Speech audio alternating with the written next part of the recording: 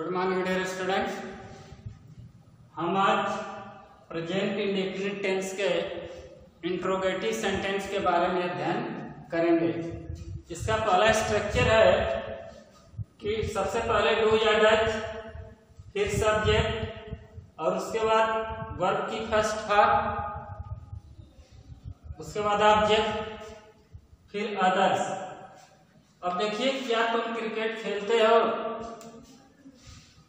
आप जैसा कि रूल जानते हैं कि जब कोई हिंदी वाक्य क्या से शुरू होता है तब हम उसका जब अनुवाद करते हैं तो क्या की अंग्रेजी व्हाट नहीं लिखते हैं। इसके स्थान पर सब्जेक्ट के अनुसार सहायक क्रिया डू या डज का प्रयोग हम पहले करते हैं। जैसे देखें, क्या तुम क्रिकेट खेलते हो?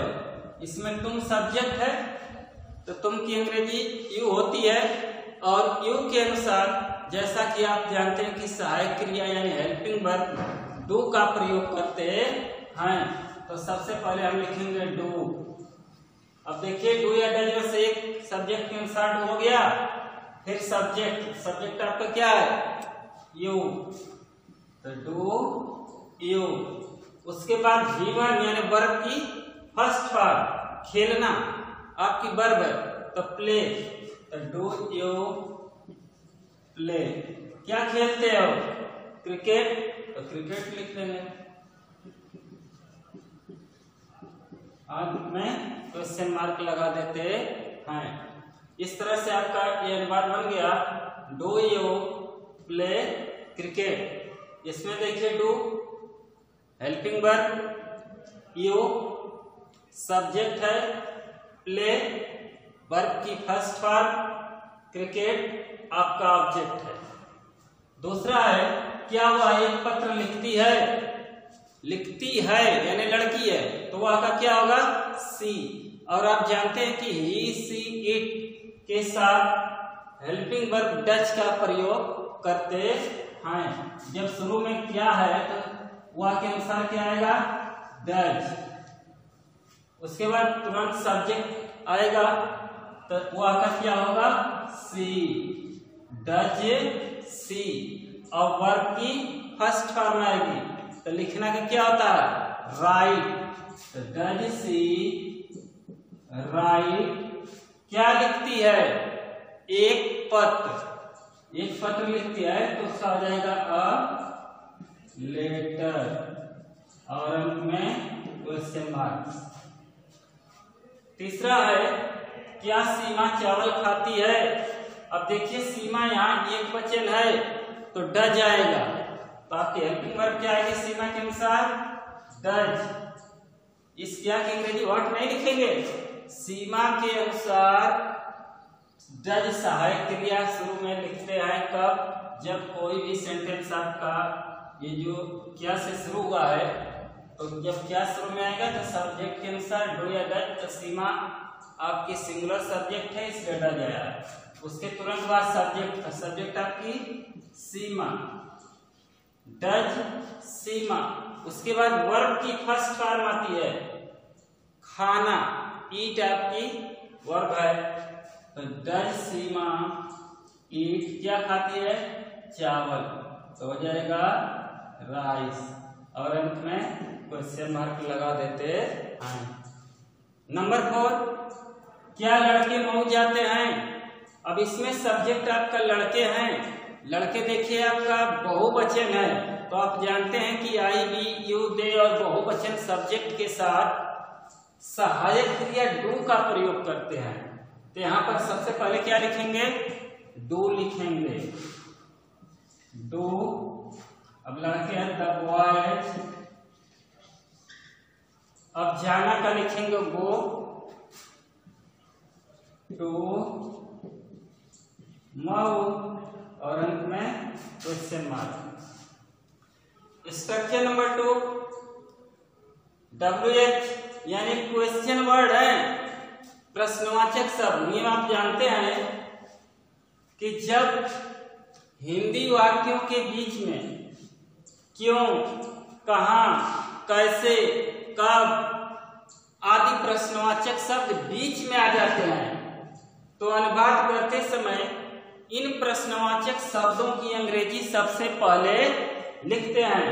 तो इसीलिए यहाँ पर WH यानी WH के फैमिली में क्या क्या आ सकता है?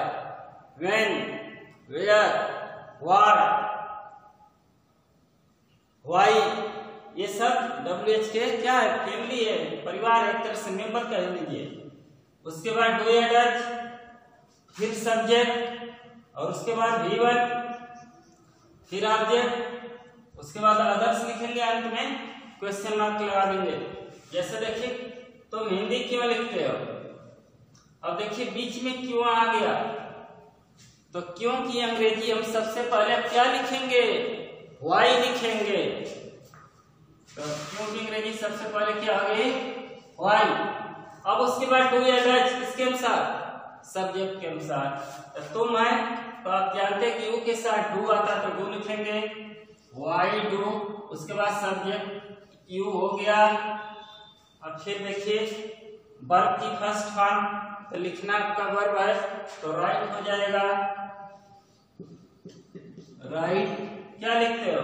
हिंदी, तो हिंदी आप लिख कर और अंत में क्वेश्चन मार्क लगा देंगे। तो तुम हिंदी क्यों लिखते हो, इसका अनुवाद हो गया why do you right Hindi. वह अंग्रेजी कब याद करता है? अब देखिए कब से प्रश्न पूछा गया है तो कब की अंग्रेजी अब सबसे पहले हम क्या लिखेंगे? व्हेन लिखेंगे। तब हो गया कब की अंग्रेजी सबसे पहले? व्हेन। अब सब्जेक्ट क्या है? वह है, यानी ही के अनुसार आप जानते क्या कौन सी सहायक क्रिया आएगी? डज आएगा। तो व्हेन डज। अब जब सहायक क्रिया लिख दिए तो उसके तुरंत बाद सब्जेक्ट आता है। देखिए डू या डज के बाद क्या आता है? सब्जेक्ट। तो व्हेन डज ही, सब्जेक्ट के बाद वर्ब की फर्स्ट फॉर्म याद करने का क्या होगा? Learn. When does he learn में क्या याद करता? अंग्रेजी, तो इंग्लिश हो जाएगा आपका।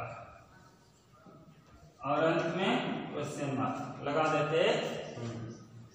राम आज क्या खाता है? देखिए क्या बीच में आया है। अब इसकी अंग्रेजी हम अनुवाद करते समय क्या की अंग्रेजी हॉट पहले लिखेंगे?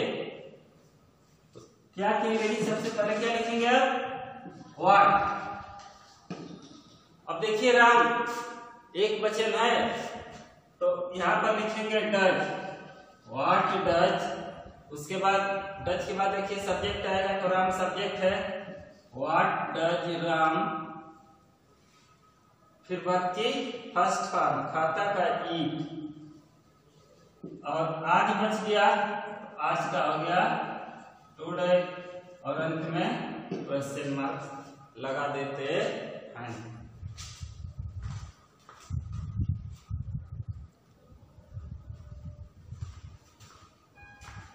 Structure number 3, how much, how many, which, whose के तुरंत बाद नाउन वर्ड आते हैं। उसके बाद डू या डज, फिर सब्जेक्ट और उसके बाद वर्ब की फर्स्ट फॉर्म आती है। यानी कहने का मतलब है जब वाक्यों के बीच में कितना, कितने, कौन सा, कौन सी शब्द आते हैं तो उनसे संबंधित नाउन्स भी उनके साथ आते हैं। जैसे देखें तुम कितना पानी पीते हो, कितना है तो कितना के बाद क्या है? पानी। तो कितना का क्या होगा? How much. तो देखें हाउ मच, कितना के बाद क्या आया है? पानी आया है। तो पानी का क्या होता है? वाटर। हाउ मच के तुरंत बाद वाटर लिखेंगे, हाउ मच वाटर। अब उसके बाद डू या डज सब्जेक्ट के अनुसार लिखते हैं। तो तुम है तो आप जानते हैं कि तुम के साथ हेल्पिंग वर्ब डू का प्रयोग करते हैं। तो हाउ मच वाटर डू, उसके बाद सब्जेक्ट आएगा डू यू, सब्जेक्ट के बाद वर्ब की फर्स्ट फॉर्म आती है तो पीना का हो गया ड्रिंक, और अंत में क्वेश्चन मार्क आपका हो गया how much water do you drink. Same इसी प्रकार से देखिए दूसरा एग्जाम्पल है, सीमा कितने पतंग उड़ाती है। तो यहाँ पर देखिए कितने के बाद क्या आया है, पतंग। पतंग को हम क्या कर सकते हैं, गिन सकते हैं। जब कितना कितने के बाद काउंटेबल नाउन आता है तो उसके लिए क्या लिखते हैं, कितने के लिए हाउ मेनी। अनकाउंटेबल है तो उसके लिए क्या आता है, हाउ मच। तो पतंग को हम और आप गिन सकते हैं, इसलिए कितने के लिए क्या आएगा, हाउ मेनी। तो शुरू में हम लिखेंगे हाउ मेनी, और कितने बार पतंग है तुरंत यहाँ काइट्स लिखेंगे, हाउ मेनी काइट्स। देखिए सीमा आपकी सब्जेक्ट है इसमें, तो सब्जेक्ट सीमा जब एक वचन है तो आपकी सहायक क्रिया क्या आएगी, डज। तो हाउ मेनी काइट्स डज सीमा। सीमा आपकी सब्जेक्ट है, उसके बाद वर्ब की फर्स्ट फॉर्म, उड़ाना क्या होगा, फ्लाई, और अंत में क्वेश्चन मार्क लगा देते हैं। मोहन कौन सी पुस्तक पढ़ता है। तो देखिए कौन सी का अंग्रेजी क्या आता है, विच। कौन सी, कौन सा, तो आप लिखेंगे विच।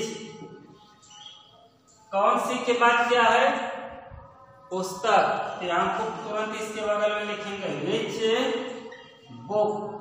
अब देखिए इसमें मोहन एक वचन है तो उसके बाद क्या आएगा, डज आएगा, तो विच बुक डज। अब देखिए डज लिखने तो सब्जेक्ट आएगा, तो इसमें सब्जेक्ट आपका क्या है, मोहन। तो विच बुक डज मोहन। अब मोहन के बाद वर्ब की फर्स्ट फॉर्म, तो पढ़ना का क्या होगा, रीड, और अंत में क्वेश्चन मार्क। अगला आपका स्ट्रक्चर है कि डू या डज के बाद सब्जेक्ट, सब्जेक्ट के तुरंत बाद नॉट लिखेंगे, उसके बाद V1, फिर ऑब्जेक्ट प्लस अदर्स। यानी इनको आप शब्दों में सुन लें। जब कोई प्रश्नवाचक वाक्य निगेटिव होता है, यानी जब कोई प्रश्नवाचक वाक्य यानी इंट्रोगेटिव का निगेटिव होता है, तो ऐसी अवस्था में हम नॉट का प्रयोग सब्जेक्ट के तुरंत बाद करते हैं। जैसे देखिए क्या तुम हिंदी नहीं लिखते हो, तो क्या शुरू में तो व्हाट नहीं लिखेंगे, तुम के अनुसार क्या आएगा, सबसे पहले दो लिखते हैं, उसके बाद सब्जेक्ट आएगा, तो तुम आपका सब्जेक्ट है डू यू। सब्जेक्ट के बाद क्या आएगा, नॉट, क्योंकि इसमें नहीं भी है, तो डू यू नॉट। उसके बाद वर्ब की फर्स्ट फॉर्म लिखना, तो डू यू नॉट राइट। क्या नहीं लिखते हो, हिंदी, तो यहाँ हिंदी लिख रहे हैं, और अंत में क्वेश्चन मार्क लगा दें। अगला देखें, क्या मोहन घर नहीं जाता है। तो मोहन आपका एक वचन है, तो इसलिए आप क्या है, तो यहाँ शुरू में क्या लिखेंगे, डज। उसके तुरंत बाद मोहन डज मोहन। आप जानते हैं कि मोहन सब्जेक्ट है, सब्जेक्ट के बाद नॉट लगा देते हैं, तो डज मोहन नॉट। अब देखिए वर्ब की फर्स्ट फॉर्म जाना, गो टू हाउस, और अंत में फुल स्टॉप लगा देते हैं। इस तरह से आपका प्रेजेंट इंडेफिनिट टेंस का इंट्रोगेटिव सेंटेंस यहीं पर समाप्त होता है। Thank you very much.